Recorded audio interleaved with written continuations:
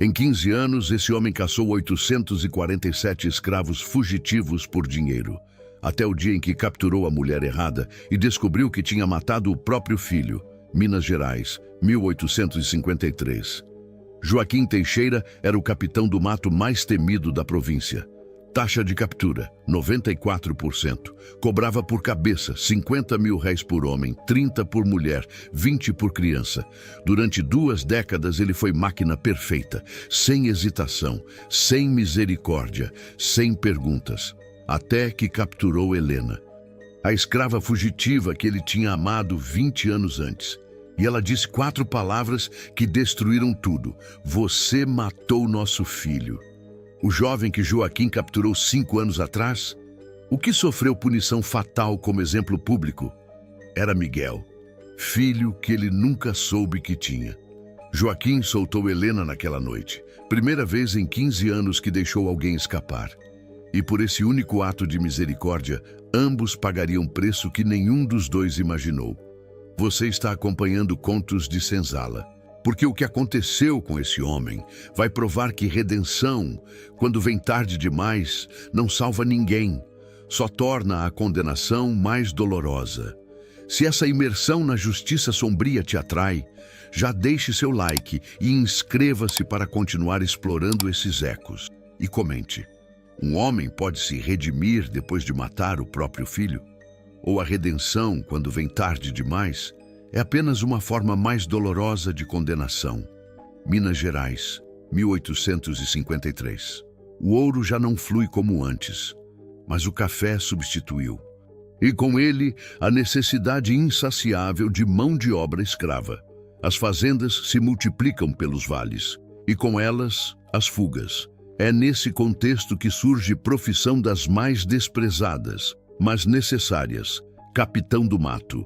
Caçadores de homens, perseguidores profissionais que conhecem as matas, que sabem ler rastros, que têm cães treinados e armas sempre prontas. São geralmente homens mestiços ou negros forros, aqueles que provam lealdade ao sistema caçando seus próprios. É camada adicional de crueldade transformar oprimidos em opressores. Joaquim Teixeira é um desses homens. Mas há algo sobre Joaquim que diferencia sua história das outras. Algo que, quando você souber, vai mudar completamente como você vê cada escolha que ele fez. Joaquim tem 43 anos em 1853. É homem alto, de ombros largos, corpo marcado por anos de trabalho brutal. Tem pele parda, cabelo grisalho nas têmporas, olhos que já viram demais. Nasceu escravo. Filho de mãe escrava e pai que nunca conheceu. Cresceu na fazenda Santo Antônio, propriedade do coronel Francisco Mendes. Sua mãe, Mariana, morreu quando ele tinha 12 anos. O corpo cedendo quando a alma já havia partido há muito, Joaquim ficou sozinho e foi quando começou a entender: neste mundo você é predador ou presa. Aos 18 anos, o coronel Francisco fez proposta: encontre os fugitivos, traga-os de volta, e eu lhe darei alforria. Joaquim aceitou, porque liberdade, mesmo comprada com traição, era melhor que correntes. Ele encontrou 7 fugitivos em 3 semanas. Trouxe todos de volta, e o coronel, surpreendentemente, cumpriu a palavra. Deu-lhe carta de alforria. Mas liberdade veio com preço invisível. Os outros escravos nunca mais o olharam da mesma forma. Ele era traidor. Judas, aquele que vendeu os seus por papel que dizia que agora era homem livre. E Joaquim descobriu que era bom naquilo. Muito bom. Conhecia como escravos pensam porque foi um. Sabia onde se esconderiam, porque era onde ele teria se escondido. E, mais importante, conseguia desligar a parte dele que sentia empatia. Nos 25 anos seguintes, construiu reputação. Tornou-se capitão do mato mais requisitado da região. Comprou casa própria, comprou terra, comprou até 2 escravos. Ironia suprema. Casou-se com mulher branca pobre que aceitou unir-se a homem de pele escura porque ele tinha dinheiro. Teve 3 filhos. 2 morreram na infância. A terceira, Clara, tem agora 17 anos e é a única coisa no mundo que Joaquim genuinamente ama. Mas ele sabe, embora nunca admita em voz alta, que sua fortuna foi construída sobre sofrimento alheio. Cada moeda que possui tem sangue. Cada conforto que desfruta custou liberdade de alguém. E à noite, quando não consegue dormir, vê rostos, centenas de rostos, dos que capturou. Mas ele construiu muros ao redor de sua consciência. Muros altos, grossos, porque se permitir sentir, desmoronaria. Até setembro de 1853, quando esses muros começam a rachar. E há algo que você precisa saber sobre aquele setembro. Algo sobre a primeira pessoa que Joaquim amou de verdade. Antes dela ser vendida. Antes dele se tornar monstro. Antes de tudo desmoronar. É manhã de 3 de setembro, quando Joaquim recebe a encomenda. Fazenda Nossa Senhora das Dores, propriedade do capitão Mor Vicente Rocha, teve 3 fugas na noite anterior. 2 mulheres e 1 homem. Quero as 3 de volta, Vicente diz, colocando bolsa com adiantamento na mesa. Especialmente a mais velha, Helena. Ela é a instigadora, tem plantado ideias de liberdade nas outras. Precisa ser exemplo. Descrição? Joaquim pergunta profissional. Parda, 40 e poucos anos, marca no ombro esquerdo de ferramenta de punição antiga, manca levemente da perna direita desde que tentou fugir há 20 anos. Algo no nome ressoa. Helena, mas é nome comum. Deve haver dezenas de Helenas escravas na província. Oferta especial. Vicente continua. 100 mil réis pelas 3. Mas se trouxer Helena viva, 200. Quero que ela seja punida publicamente. Quero que todos vejam o que acontece com quem planta rebelião. Joaquim assente. É trabalho como qualquer outro. Ele pega seus cães, suas armas, suas provisões e parte antes do meio-dia. Os rastros são claros. Fugiram pela Mata Sul, direção mais óbvia. Joaquim sabe que provavelmente estão tentando alcançar Quilombo, que há rumores de existir 3 dias de caminhada. Ele os alcançará muito antes disso. Leva 2 dias. Os fugitivos são rápidos, mas Joaquim é mais rápido. Conhece atalhos. E seus cães são implacáveis. Na segunda noite, ele os encurrala perto de um córrego. O homem tenta resistir, tem faca improvisada. Joaquim o derruba sem ferimentos graves. As 2 mulheres mais jovens se rendem imediatamente. Mas a mais velha, Helena, fica parada olhando para ele. E é quando Joaquim acende tocha para ver melhor que seu mundo desmorona. Porque ele conhece aquele rosto. Mais velho, marcado por 2 décadas de sofrimento. Mas é o mesmo rosto. A mesma Helena que ele conheceu quando ambos tinham 20 e poucos anos. A mesma Helena com quem ele, por breve momento estúpido e perigoso, achou que poderia ter algo parecido com amor. Isso foi em 1833, 20 anos atrás. Ambos eram escravos da Fazenda Santo Antônio. Joaquim acabara de ser promovido a feitor assistente. Helena trabalhava na Casa Grande. Eles se encontravam secretamente, à noite na beira do córrego, onde ninguém via.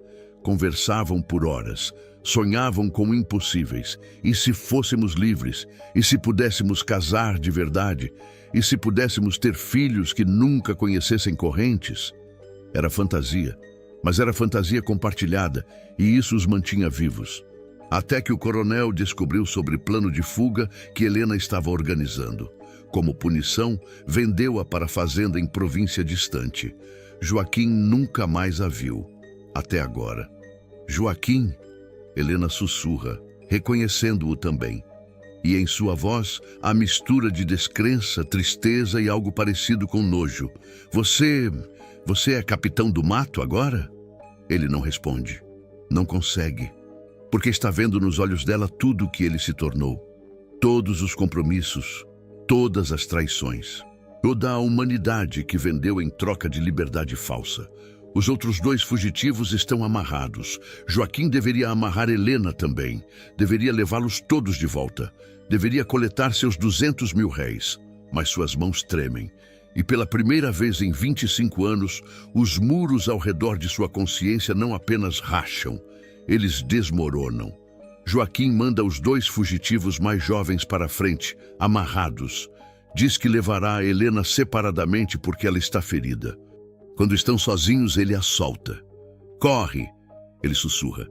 Helena olha para ele confusa. O quê? Corre. Agora. Antes que eu mude de ideia.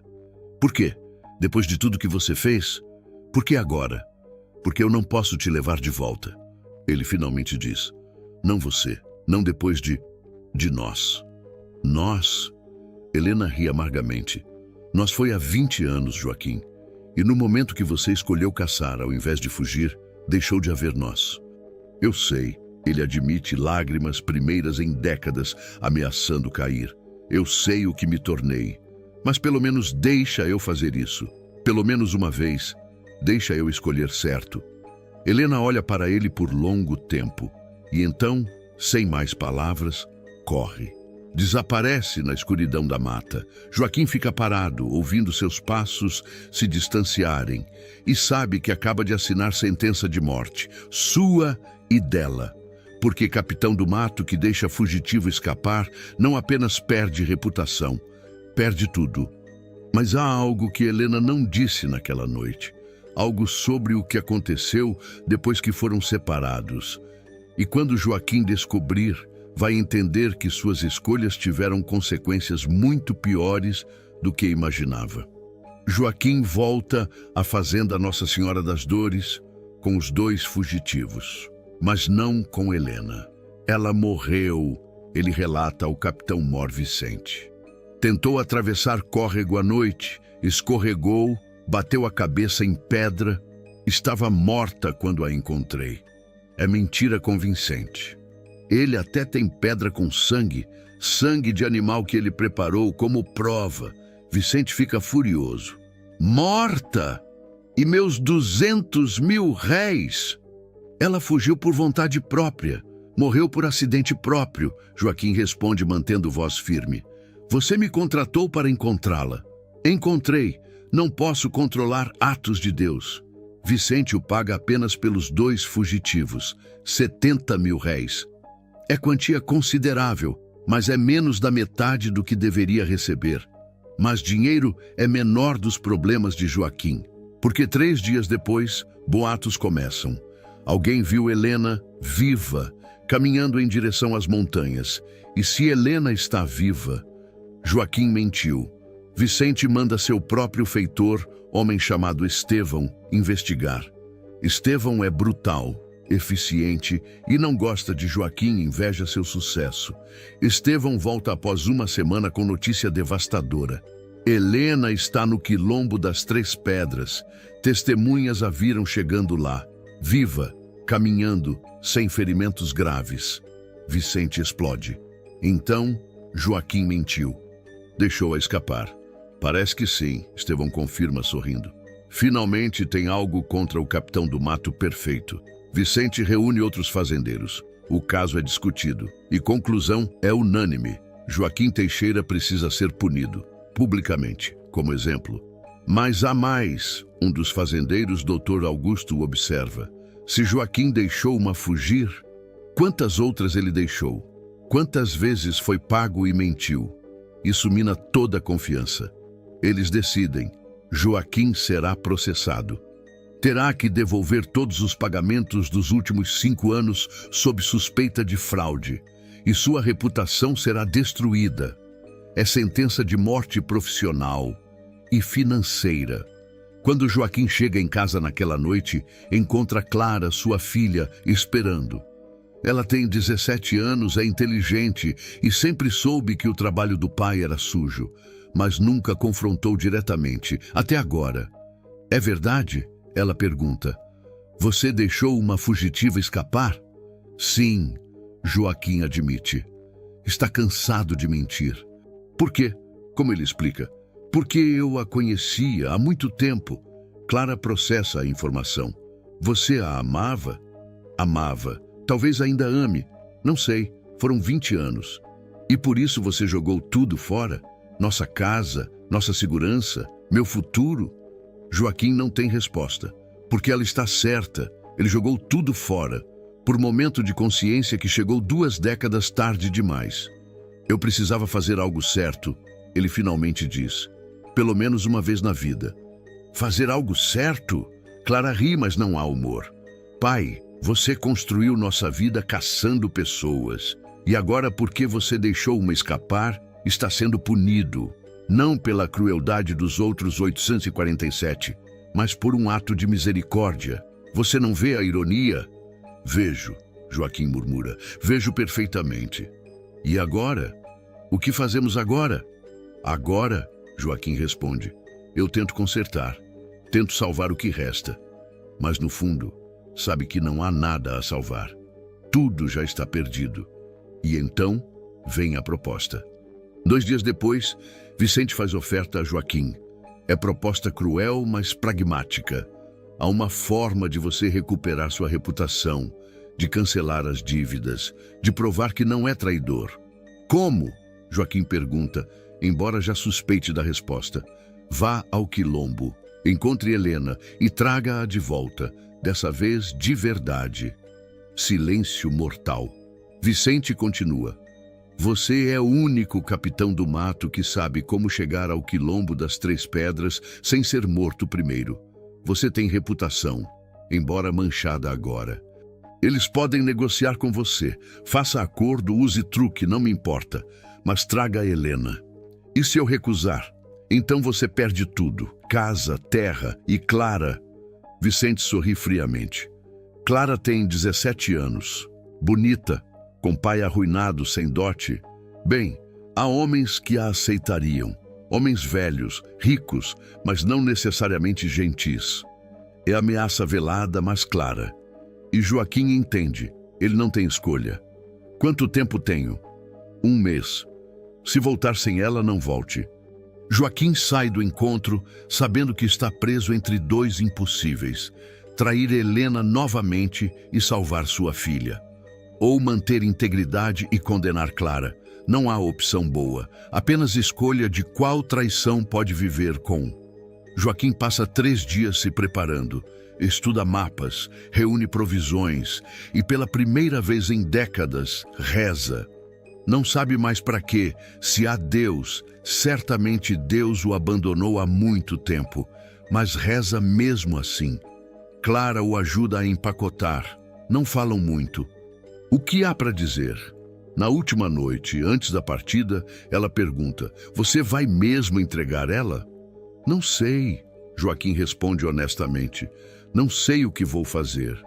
Se você a entregar, você se tornará monstro definitivamente, sem redenção possível. Eu já sou monstro, Clara. Já fui há muito tempo, mas se você não a entregar, eu pago o preço. Eu sei. Então o que você vai fazer? Joaquim olha para a filha, única coisa boa que sua vida produziu, e não tem resposta. Vou descobrir quando chegar lá. Ele finalmente diz. Na manhã seguinte ele parte, e não sabe se voltará, ou o que trará consigo se voltar. Mas há algo esperando por ele no Quilombo. Uma verdade que Helena guardou por 20 anos. E quando ele souber, vai entender que não há redenção possível para algumas escolhas. Apenas consequências que nunca terminam. A viagem até o Quilombo das 3 Pedras leva 6 dias. Joaquim viaja sozinho, sem cães, sem armas aparentes. Isso é suicídio para a maioria dos capitães do mato, mas Joaquim não está indo como caçador, está indo como... nem ele mesmo sabe. A mata é densa, perigosa, há onças, cobras, precipícios escondidos, mas Joaquim conhece cada perigo, passou 25 anos caçando aqui. A mata não o assusta. O que o assusta é o que fará quando chegar. No 4º dia, ele é interceptado. 3 homens emergem das árvores, armados com facões e uma espingarda velha. São quilombolas, guardas que vigiam as trilhas. Você é Joaquim Teixeira, um deles diz.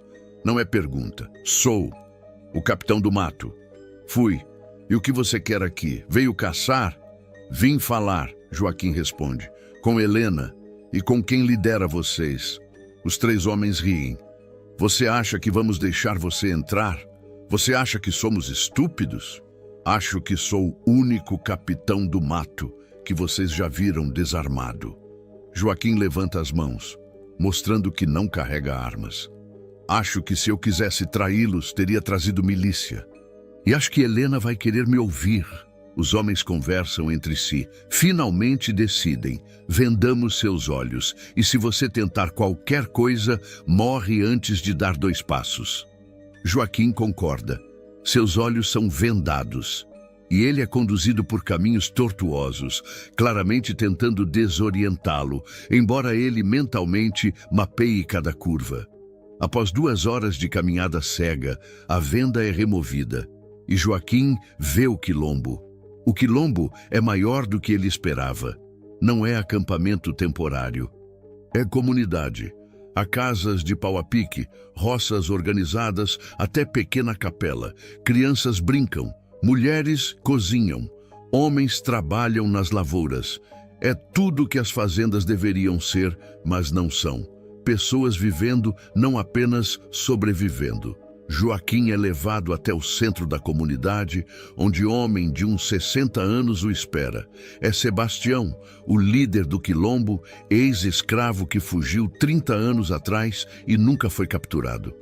Joaquim Teixeira, Sebastião diz, voz grave. Já ouvi muito sobre você. 847 capturas em 25 anos. Você tem sangue de muitos em suas mãos. Tenho, Joaquim não nega. Não vim pedir perdão, vim falar com Helena. Por quê? Porque preciso fazer escolha. E ela precisa saber qual escolha estou fazendo. Sebastião estuda-o. Você sabe que eu deveria matá-lo agora. Seria justiça. Quantos dos nossos você devolveu para castigos brutais? Muitos, Joaquim responde. E se você decidir me matar, não vou resistir. Talvez seja o que mereço. Talvez seja. Sebastião concorda. Então grita. Helena, há alguém aqui para você. Helena emerge de uma das casas. Quando vê Joaquim, para. Seu rosto passa por cascata de emoções. Surpresa, raiva, medo, tristeza. O que você quer? Ela finalmente pergunta. Precisamos conversar, sozinhos. Não há nada a conversar. Ah, por favor. Sebastião intervém. Helena, se você não quiser, está bem. Ela interrompe. Vou ouvir o que ele tem a dizer. Então ele vai embora e nunca mais volta. Eles caminham até a beira do quilombo, onde córrego flui entre pedras. É lugar parecido com onde costumavam se encontrar 20 anos atrás. Coincidência cruel ou intencional? Joaquim não sabe. Eles me mandaram buscá-la, Joaquim diz direto. Vicente, os outros fazendeiros, dizem que se eu trouxer você de volta, recupero minha reputação, minhas terras, minha vida. E se não trouxer, perco tudo. E minha filha, ela sofrerá. Vicente deixou claro. Helena processa isso. Então você veio para me levar de volta. Vim decidir, Joaquim corrige. Entre você e ela. Não há decisão, Helena diz, voz dura. Você deveria escolher sua filha. Ela é inocente. Eu sou apenas mais uma fugitiva. Mais um número nas suas 847 capturas. Você não é apenas número, Joaquim protesta. Não sou? Helena ri amargamente. Então o que sou? Seu grande amor perdido? A única que escapou? Joaquim, você me deixou partir não por amor, por culpa, porque viu em mim fantasma de quem você costumava ser. Talvez, ele admite, mas isso importa? A motivação importa se o resultado foi te dar liberdade? Importa porque agora você está aqui, considerando me tirar essa liberdade novamente. Helena grita. Você não mudou, Joaquim. Você continua sendo o mesmo homem, aquele que faz escolhas erradas e chama isso de necessidade. Então o que faço? Joaquim pergunta, e há desespero real em sua voz. Deixo minha filha sofrer? Ela tem 17 anos. Não escolheu nada disso. E eu escolhi? Helena responde. Escolhi nascer escrava, escolhi ser vendida quando tinha 23 anos, escolhi passar 20 anos em trabalho forçado, vendo amigos morrendo ao meu redor. Onde estavam minhas escolhas, Joaquim? Ele não tem resposta, porque ela está certa, sempre esteve. Mas há algo que você precisa saber. Helena continua, voz suavizando ligeiramente, antes de decidir. O quê? Quando fomos separados há 20 anos, eu estava grávida. Joaquim congela. O mundo para. O quê? Grávida, de 3 meses, filho seu. Por que nunca me disse? Como? Você estava na fazenda Santo Antônio. Eu fui vendida para Pernambuco. Levei anos para voltar para Minas. E quando voltei, você já era capitão do mato, caçador de escravos. O que eu diria? O que aconteceu com... Joaquim não consegue terminar a pergunta. Ele nasceu, um menino, chamei de Miguel. Ele cresceu escravo, como eu, como você foi. E quando tinha 15 anos... Ela pausa, lágrimas finalmente caindo. Registros indicam que foi vítima do sistema brutal da época. Joaquim sente como se tivesse levado soco no estômago. Quando? Há 5 anos, 1848. Quem o capturou? Helena olha diretamente em seus olhos. Você. O mundo desmorona. Joaquim cai de joelhos. Não, não é possível. É possível, é verdade. Você capturou seu próprio filho e entregou para que fosse punido. Joaquim tenta lembrar. 1848, 5 anos atrás. Ele capturou. Quanto? Talvez 50 fugitivos naquele ano. Rostos se misturam. Mas Helena confirma. Foi naquele ano. E ele não tinha ideia de quem o jovem era. Eu não sabia, ele sussurra. E teria feito diferença? Helena pergunta. Se soubesse, teria deixado seu próprio filho escapar? Ou teria entregado mesmo assim por dinheiro? Joaquim não responde, porque não sabe. E essa incerteza é mais devastadora que qualquer verdade. Então agora você sabe, Helena continua. A escolha que você tem não é entre mim e sua filha. É entre deixar você continuar carregando essa culpa para sempre, ou me arrastar de volta para que você possa comprar conforto temporário ao custo de sua última centelha de humanidade. O que faço? Joaquim repete, mas agora é súplica. Me diz o que fazer. Eu não posso te dizer o que fazer. Helena responde. Essa decisão é sua, como sempre foi. Você sempre teve escolha, Joaquim. Eu nunca tive, mas você teve. E você escolheu errado. Repetidamente, por 25 anos. Ela se afasta, voltando em direção ao quilombo, mas para antes de desaparecer entre as árvores. Mas vou te dizer uma coisa. Se você me levar de volta, não estará salvando sua filha.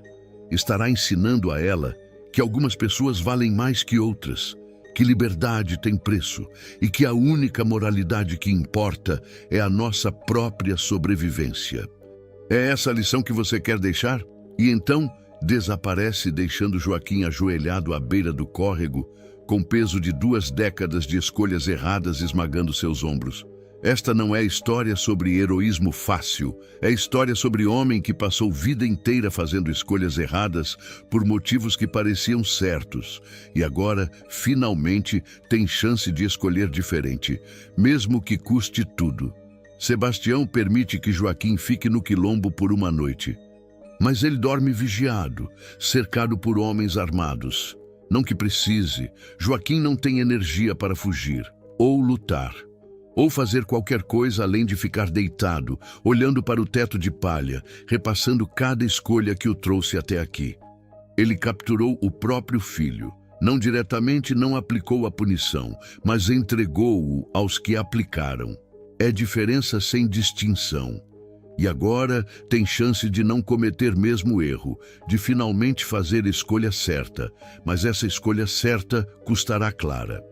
A única coisa boa que restou em sua vida. Durante a noite, alguém entra na pequena choupana onde está. É Helena. Não consegui dormir, ela diz, sentando-se longe dele. Fiquei pensando no que disse. E acho que fui injusta. Culpar você por Miguel, você não sabia. E mesmo se soubesse, o sistema não teria permitido alternativa. Se não fosse você, seria outro capitão do mato. O resultado seria o mesmo. Isso não me absolve, Joaquim responde. Não, não absolve. Mas talvez explique. Não justifica, mas explica. Eles ficam em silêncio por longo tempo. Então Helena pergunta: você realmente ama sua filha? Clara? Amo. É a única coisa pura na minha vida. Única coisa que não mancha. Então você sabe, Helena diz suavemente, como eu me senti sobre Miguel. E como me sinto sabendo que você, sem saber, participou de sua morte. Sinto muito, Joaquim sussurra, por tudo. Por não ter sido forte o suficiente para fugir com você há 20 anos. Por ter me tornado o que me tornei. Por Miguel, por todos. Sinto muito. Eu sei, Helena responde. E pela primeira vez há algo parecido com perdão em sua voz. Não completo, não absoluto, mas um início. O que faço sobre Clara? Joaquim pergunta novamente. Você já sabe o que fazer. Helena responde. Sempre soube. Você só precisa ter coragem de fazer. E se eu não tiver coragem? Então nada que eu diga importará. Helena se levanta para sair. Mas vou te dizer isto, coragem não é não ter medo, é fazer o certo apesar do medo. Você teve medo por 25 anos e deixou esse medo transformá-lo em monstro. Talvez esteja na hora de ter medo e se tornar humano novamente. Ela sai. E Joaquim passa o resto da noite acordado, lutando com demônios que ele mesmo criou. Ao amanhecer, ele tomou decisão. Joaquim pede para falar com Sebastião e Helena juntos. Eu não vou levá-la de volta, ele anuncia. Não vou trair você novamente. Não vou ensinar minha filha que humanidade tem preço. E não vou morrer, sendo o homem que sacrificou o certo pelo conveniente mais uma vez. Sebastião assente com aprovação. É decisão sábia. Talvez tarde, mas sábia. Mas tenho pedido, Joaquim continua. Minha filha, Clara, ela vai sofrer por minha escolha. Vicente fará com que ela sofra, e ela não merece isso. O que você quer que façamos? Helena pergunta. Quero que a aceitem aqui, no Quilombo. Vou voltar, vou buscá-la e vou trazê-la. Para que viva livre, para que não pague por meus pecados. Você acha que ela vai querer vir? Sebastião questiona. Ela é branca, livre, acostumada a confortos. Ela é minha filha, Joaquim interrompe. E quando eu explicar a escolha, aceitar casamento arranjado com um homem brutal ou viver livre, mas pobre, acredito que ela escolherá a liberdade. E você? Helena pergunta. O que acontece com você? Eu? Joaquim ri amargamente. Eu volto, enfrento Vicente, enfrento as consequências. E provavelmente morro. Mas morrerei sabendo o que fiz. Pelo menos uma vez, escolha certa. Isso é suicídio, Sebastião observa. É redenção, Joaquim corrige. Ou o mais próximo dela que posso alcançar. Helena estuda-o por longo momento. Você tem certeza? Tenho. Pela primeira vez em 25 anos, tenho certeza absoluta. Então vá, Sebastião decide. Busque sua filha. Traga-a. E se Vicente ou qualquer outro tentar segui-lo, nós estaremos prontos. Obrigado. Joaquim se prepara para partir. Mas antes, Helena o chama para falar em particular mais uma vez. Você sabe que isso não apaga tudo que você fez, certo? Ela diz. Sei. E sabe que 847 pessoas ainda carregam cicatrizes porque você as capturou? Sei. E sabe que Miguel ainda está morto? Sei, Joaquim responde, lágrimas finalmente caindo livremente. Sei de tudo isso. E sei que não há redenção real para mim. Mas talvez Clara possa viver vida que eu nunca pude. Vida sem correntes, sem culpa, sem sangue. Helena assente. Então vá, e quando você morrer, porque você vai morrer, morra sabendo que pelo menos isso você fez certo. Posso te pedir uma coisa? Depende do que é. Quando eu morrer, cuida dela, de Clara. Seja para ela o que minha mãe teria sido para mim se tivesse vivido. Helena hesita, mas finalmente concorda. Vou cuidar dela, não por você, mas por ela, porque criança não deveria pagar por pecados dos pais. Obrigado. Eles se olham. E há algo nos olhos de ambos, não amor, não mais, mas reconhecimento, de humanidades quebradas tentando se consertar, de tragédias compartilhadas, de finais que chegam tarde demais, mas que chegam mesmo assim. Joaquim parte ao amanhecer. Levará 3 dias para voltar para casa. E então começará a fase final de sua vida. Joaquim chega em casa na tarde do 3º dia. Clara está esperando, ansiosa. Pai, você está bem? Você conseguiu? Precisamos conversar.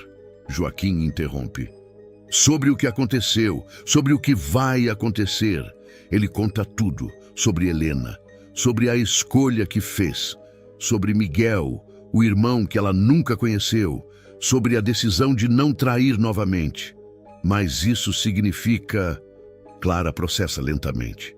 Que você vai perder tudo, que nós vamos perder tudo. Não nós, Joaquim corrige. Você vai estar segura. Vou te levar para o quilombo. Você vai viver lá, livre, protegida. E você? Eu fico. Enfrento Vicente, enfrento todos e pago o preço. Não, Clara balança a cabeça veementemente. Não vou deixar você morrer por mim. Não é por você, é por todos. Por Miguel, por Helena, por todos os 847 que capturei, por todas as escolhas erradas que fiz. Isso é acerto de contas. Então eu fico com você, enfrentamos juntos. Clara. Não, pai, você me ensinou a vida toda que família protege família, que não abandonamos quem amamos. Você acha que vou fugir agora? Que vou viver confortável sabendo que você morreu para me salvar? Joaquim olha para a filha e vê tudo que ele não foi. Corajosa, íntegra, leal, e sabe que não pode forçá-la a ir. Você tem certeza? Ele pergunta. Tenho. Vai ser ruim, muito ruim. Eu sei. E podemos ambos morrer. Prefiro morrer com dignidade ao seu lado, Clara diz firmemente, do que viver com vergonha longe de você. Joaquim abraça a filha. E pela primeira vez em décadas, chora abertamente, não de desespero, mas de algo parecido com orgulho e amor, e gratidão por ter, pelo menos uma vez, criado algo bom neste mundo. 3 dias depois, Vicente aparece. Com ele, 6 homens armados, capangas, feitores, outros capitães do mato. Cadê Helena? Vicente exige. Não trouxe, Joaquim responde calmamente. Então você mentiu novamente. Não menti, tentei, mas decidi que algumas coisas são mais importantes que dinheiro. Vicente ri. Coisas mais importantes? Como o quê? Sua consciência? Joaquim, você vendeu sua consciência há 25 anos, uma captura de cada vez. Eu sei, e é por isso que não vou vender mais. Você não tem escolha. Vicente faz sinal para os homens. Vocês 2 apreensões, a casa, a terra, tudo. Joaquim Teixeira está oficialmente declarado devedor. E quanto a você, ele olha para Clara, você será vendida, como escrava. Não é legalmente escrava, mas dívidas do pai podem ser pagas por filhos. Encontrarei comprador. Você não pode fazer isso, Joaquim protesta. Ela é livre, ela é filha de devedor. E há precedentes, especialmente quando o devedor é filho de escrava. A linhagem nunca apaga completamente, Joaquim. Você deveria saber. É momento que Joaquim entende. Nunca foi realmente livre. A alforria era ilusão. No Brasil de 1853, pele escura sempre traz marca. Sempre. Então você é tão monstro quanto eu, Joaquim diz. Não, Vicente corrige. Eu sou pior. Porque nunca fingi ser outra coisa. Você pelo menos teve ilusão de consciência. Eu nunca desperdicei energia com isso. Os capangas avançam. Joaquim tenta lutar, mas são 6 contra 1. É derrubado, amarrado. Clara também. Levem-na, Vicente ordena. A fazenda no Espírito Santo procurando trabalhadoras. Ela vai render bom preço. Não! Joaquim grita, lutando contra as cordas.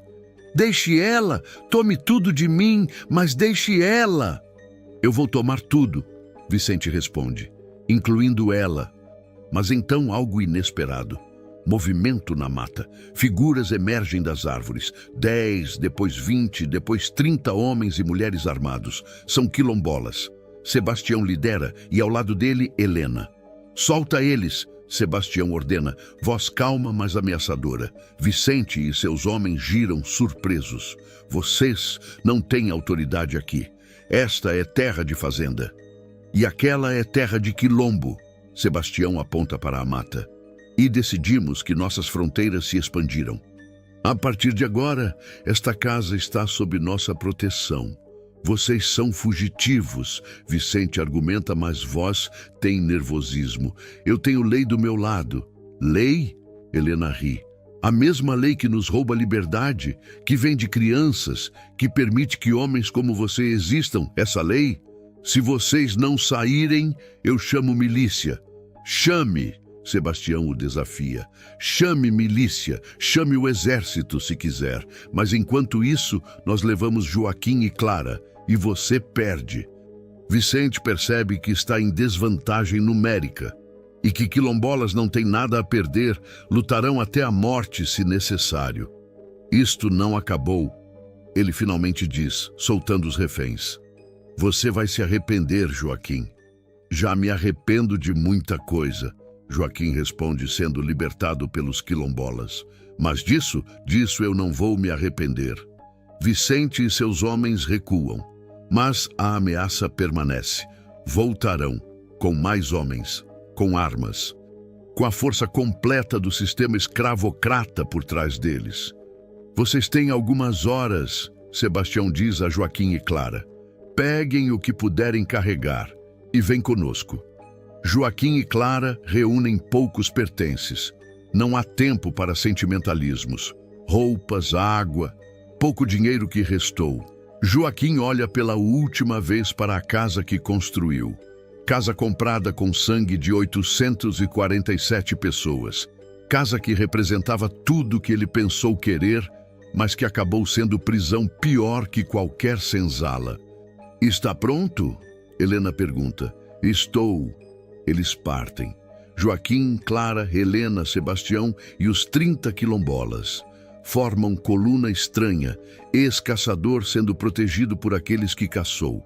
A jornada de volta ao quilombo leva 4 dias. São dias tensos. Todos sabem que Vicente não aceitará a derrota, que virá com milícia, que tentará destruir o quilombo. Mas são também dias de estranha paz. Joaquim caminha livre pela primeira vez em décadas. Não tem que fingir, não tem que caçar, não tem que ser monstro. Clara caminha ao lado de Helena. No início, há tensão. Clara sabe que Helena e seu pai tinham história, mas, gradualmente, começam a conversar. E Clara descobre que Helena não é ameaça, é aliada. É talvez algo parecido com família. No último dia de viagem, Joaquim fala com Sebastião. Quando a milícia vier e virá, eu quero estar na linha de frente. Por quê? Porque isso é culpa minha. Vicente está vindo por minha causa. É justo que eu lute. Você sabe que provavelmente morrerá. Eu sei. E está certo que seja assim. Você procura a morte? Não procuro, Joaquim responde honestamente. Mas se vier, aceitarei. Prefiro morrer livre que viver como vivi. Sebastião assente. Então você lutará conosco. Bem-vindo, irmão. É a primeira vez em décadas que alguém chama Joaquim de irmão. E ele sente que talvez, finalmente, começou jornada de volta à humanidade. Mesmo que seja jornada que terminará em sangue. Levam 2 semanas. 2 semanas de preparação. O quilombo se fortifica. Valas são cavadas, armadilhas são plantadas, armas, poucas que têm, são distribuídas. E todos sabem, esta pode ser última batalha do quilombo das 3 pedras. Vicente vem com 60 homens, milicianos, capitães do mato, feitores, capangas. Estão armados com espingardas, pistolas, sabres. Tem canhão pequeno. É força desproporcional contra a comunidade de fugitivos com facões e esperança. Mas quilombolas têm vantagem, conhecem o terreno. E estão lutando não por dinheiro, mas por tudo que importa. O ataque vem ao amanhecer, mas quilombolas estavam esperando. As armadilhas funcionam, 5 milicianos caem em fossos cobertos, 3 são atingidos por flechas envenenadas de árvores. A batalha é brutal, caótica, ensurdecedora. Joaquim luta como nunca lutou. Não com habilidade de caçador, mas com desespero de homem, protegendo última chance de redenção. Ele derruba 3 homens, leva ferimento no ombro, continua lutando. Clara está no centro do quilombo, com outras mulheres e crianças, defendendo-as. Ela tem faca e está pronta para usar. Helena luta ao lado de Joaquim. Ironia não passa despercebida. 20 anos atrás, eram amantes separados. Agora são guerreiros lado a lado. A batalha dura 3 horas. Eventualmente, milicianos recuam. Perderam 20 homens. Quilombo perdeu 13. É vitória. Mas todos sabem que é vitória temporária. Vicente voltará, com mais homens. E, eventualmente, números vencerão. Naquela noite, Joaquim propõe plano. Eu me entrego. O quê? Sebastião olha como se ele tivesse enlouquecido. Eu me entrego a Vicente. Digo que agi sozinho, que sequestrei Clara e vim aqui. Que vocês são inocentes. Vicente quer sangue. Deixe que seja meu sangue. Ele vai te matar, Helena afirma. Eu sei. Então por que fazer isso? Porque 847 pessoas sofreram por minhas escolhas, Joaquim responde. E agora 13 morreram me protegendo. Quantos mais têm que morrer antes que eu pague? Quantos? Este não é caminho, Sebastião argumenta. Nós lutamos juntos. Não, Joaquim interrompe. Vocês lutaram por mim por bondade, por princípio, mas eu não mereço e não vou deixar mais pessoas morrerem quando posso parar isso. Clara o agarra. Pai, não. Você finalmente está fazendo o certo. Não jogue isso fora. Não estou jogando fora. Joaquim a abraça. Estou completando. Clara, você vai ficar aqui, com Helena. Vai crescer livre. Vai viver vida que eu nunca vivi. E sempre vai saber que, no final, seu pai fez escolha certa. Mas você vai morrer. Todos morremos. Joaquim sorri tristemente. A questão é como vivemos e como morremos. Eu vivi mal. Deixe-me pelo menos morrer bem. Ele se vira para Helena. Você vai cuidar dela? Vou. Helena promete, lágrimas em seus olhos. Como se fosse minha. Obrigado. Joaquim se prepara para partir. Mas Sebastião o para. Se você vai fazer isso, não vai sozinho. Nós vamos com você, até onde pudermos. Por quê? Porque você foi monstro, sim, mas está morrendo como homem, e homens não morrem sozinhos. Na manhã seguinte, Joaquim caminha até o acampamento de Vicente. 20 quilombolas o acompanham até onde é seguro. Depois, ele segue sozinho. Está desarmado, mãos erguidas, caminhando direto para seu próprio fim. Vicente o espera, e há sorriso cruel em seu rosto. Veio se entregar? Vim negociar, Joaquim responde. Deixe o quilombo em paz. E eu me entrego. Você não está em posição de negociar. Estou, porque se você atacar o quilombo novamente, perderá. Talvez eventualmente vença, mas custará muitas vidas. Ou pode me ter agora, fazer exemplo público e economizar sangue. Vicente considera. E Helena? Não é parte do acordo. Então não há acordo. Então há mais sangue, Joaquim responde calmamente. Escolha é sua. Vicente pensa e percebe. Joaquim está certo. Atacar quilombo é caro. E fazendeiros já estão nervosos com perdas. Ter Joaquim, capitão do mato traidor, como exemplo pode ser suficiente. Está bem, Vicente concorda. Você, apenas você. E juro que deixo o quilombo em paz, por enquanto. Por enquanto, não é ideal, mas é o melhor que Joaquim pode conseguir. Então me leve. Joaquim é levado de volta para a cidade. É julgamento rápido. O veredito já está decidido antes de começar. Ele é acusado de traição, deserção de deveres, cumplicidade com escravos fugitivos. A pena é morte.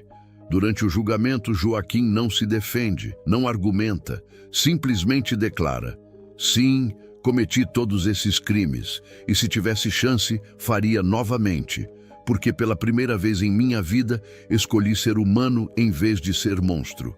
E se isso é crime, então condene-me. A sentença é executada em praça pública, enforcamento. No dia da execução, a multidão.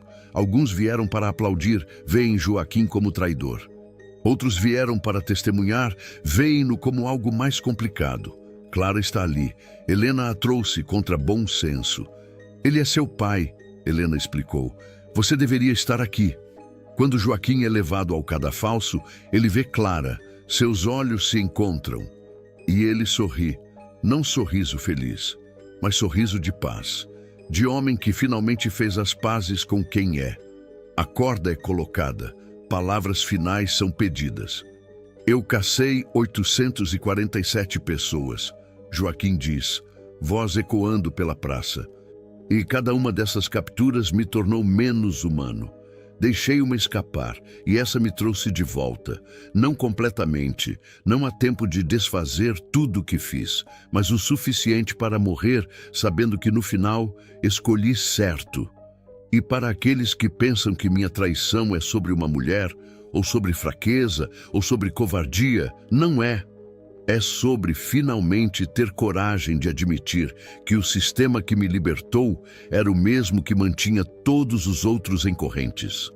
E que liberdade comprada com escravidão alheia não é liberdade, é cumplicidade. Ele pausa, olhando diretamente para os fazendeiros na plateia. Um dia vocês vão enfrentar julgamento, não meu, não de tribunais humanos, mas de história, e ela não será gentil. O verdugo posiciona a corda e Joaquim fecha os olhos. Sua última visão não é apenas de Clara, é de Helena, no fundo da multidão, segurando a mão de Clara. E ambas estão erguidas, sem lágrimas, apenas testemunhando. Naquele momento Joaquim entende, ele não as salvou. Elas se salvaram, ele apenas parou de atrapalhar. O alçapão se abre. E Joaquim Teixeira, ex-escravo, ex-capitão do mato, ex-monstro, morre. Não livre de culpa, nunca livre de culpa, mas livre de correntes. 1888, 35 anos depois. Lei Áurea é assinada. Escravidão oficialmente abolida no Brasil, último país das Américas a fazê-lo. Clara agora tem 52 anos. Viveu no quilombo por todos esses anos. Casou com um dos homens que lutaram ao lado de seu pai. Teve filhos e sempre contou a história de Joaquim. Não a história do monstro, não a história do herói, mas a história do homem que fez escolhas terríveis por décadas e então, tarde demais, tentou fazer diferente. Helena morreu 3 anos antes, aos 75. Antes de morrer, disse a Clara, seu pai e eu amamos errado, no tempo errado, no mundo errado, mas no final ele amou você do jeito certo, e isso importa. Quando a abolição é anunciada, Clara vai até túmulo de seu pai, marcado apenas com pedras simples, sem nome oficial, mas que todos no quilombo conhecem. Chegou, pai, ela sussurra. Não da forma que você queria, não quando você estava vivo, mas chegou. A liberdade veio. Ela coloca flores e se afasta. E se pergunta, redenção é possível para homens como seu pai? Homens que causaram tanto sofrimento, mas então, no último momento, tentaram consertar? Ela não tem resposta. Mas acredita que talvez a pergunta seja suficiente, porque enquanto estivermos perguntando, enquanto estivermos lutando com moralidade de escolhas passadas, há esperança de fazer melhores escolhas futuras. O sol se põe sobre o quilombo, que agora é vila oficialmente reconhecida com escolas e igrejas e esperança. Clara nunca voltou à cidade. Viveu 60 anos no quilombo. Teve 7 filhos, 23 netos, 41 bisnetos, todos livres, desde o nascimento. Quando morreu, em 1923, seu funeral foi maior que de qualquer fazendeiro da região. Porque enquanto Joaquim caçou 847 pessoas, Clara libertou gerações inteiras, não com violência, não com vingança, mas vivendo livre e ensinando outros a viver. Talvez seja isso que redenção significa: não apagar o passado, mas criar futuro onde passado não se repete. E em algum lugar, talvez, espírito de homem que caçou 847 e salvou uma pode finalmente descansar. Não absolvido, nunca absolvido, mas talvez, finalmente, em paz. Este sistema brutal era a realidade de milhões no Brasil do século XIX. E as escolhas que pessoas como Joaquim fizeram, escolhas entre sobrevivência e humanidade, entre liberdade própria e justiça coletiva, ecoam até hoje. Não como lições simples, não como moral fácil, mas como lembretes de que sistemas desumanos transformam todos que tocam.